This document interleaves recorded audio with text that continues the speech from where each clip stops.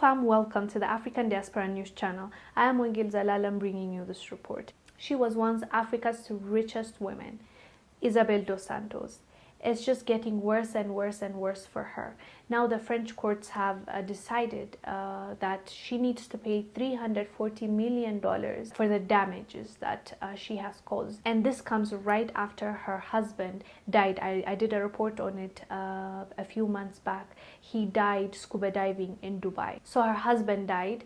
She's already being sued, and now the court ordered. And she's also under investigation for corruption. She was the richest woman in Africa, and now to come from that and go to being sued left and right, being investigated for corruption, your husband dying, she's widowed now. So she's facing quite a lot. Let me read you a little bit of what Africa News reported. We'll come back and discuss. Another blow to Angolan businesswoman Isabel Dos Santos after French court rejected an appeal by her company Vidatel on Monday. The company of the eldest daughter of the former president Jose Eduardo dos Santos will now have to pay close to $340 million to PT Ventures, which is a former shareholder owned by Angola's oil firm Sonangol. The court decision relates to the decrease in the value of PTV shares in telecommunication company Unitel. It comes after Santos' resignation from Unitel's board of directors in August 2020. Isabel Dos Santos' position was already restricted by a decision of a British Virgin Islands court, which limited her rights, and now she has a debt. Trying to execute Vidatel to pay that debt. If Vidatel has no money, one can eventually try to disregard Vidatel's collective personality and go after Isabel Dos Santos personally to pay the debt.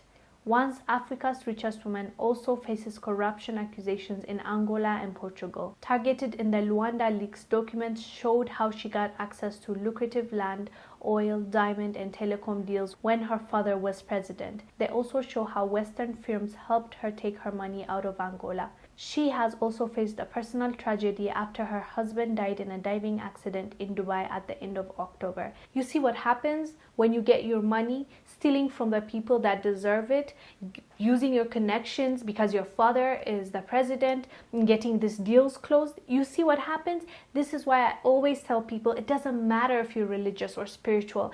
Karma is a real thing. Whatever you put out there is going to come back. So that on its own, having that knowledge and seeing that with my own two eyes helped me understand that it will be taken care of.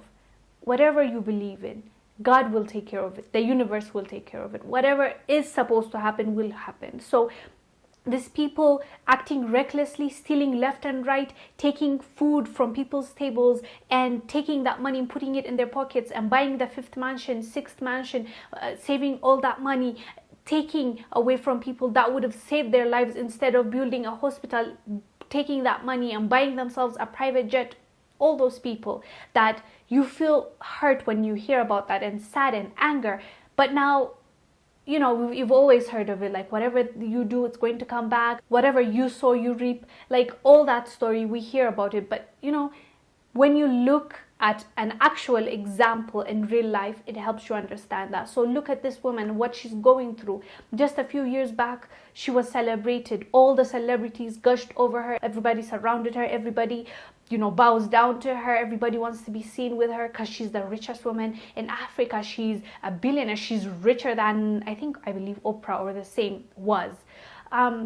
So from that to where she is right now, widowed, she's being sued, her assets being seized, and she can't even go to Angola because she'll be imprisoned, her brother being in prison, her being investigated for corruption. You can only imagine what she's facing, and it's a lot. It's hard. I'm sure it's hard. So she didn't have to go through all that if she avoided maybe this shady businesses or accepting deals just because her father is a president, or taking away money allegedly, you know, being corrupt.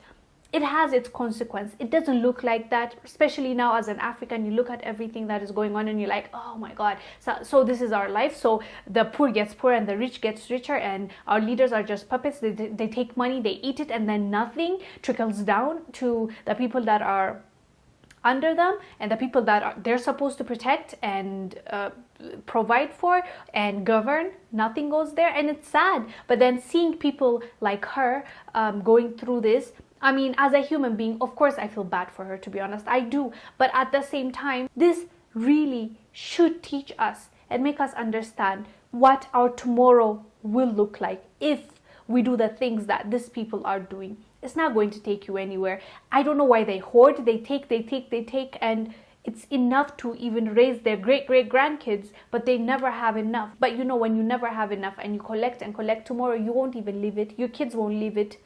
That's what I'm learning from this people. And as I said, it gives me hope that all these corrupt leaders and everything that they're doing, their day will come, their time will come, and they will pay for what they're doing. So for us as people, we just need to educate ourselves, elevate ourselves, and create a better future for ourselves. Try our best, even with this messed up condition, try our best to get out of this situation that we're in, as especially third world countries. But everyone will get what they deserve. That's my takeaway from this. Anyways, guys, do let us know down below what your thoughts are about Isabel Dos Santos just going through it. She's going through a lot. Let us know down below what your thoughts are. I am Wingid Zalal, bringing you this report. I'll see you on the next one.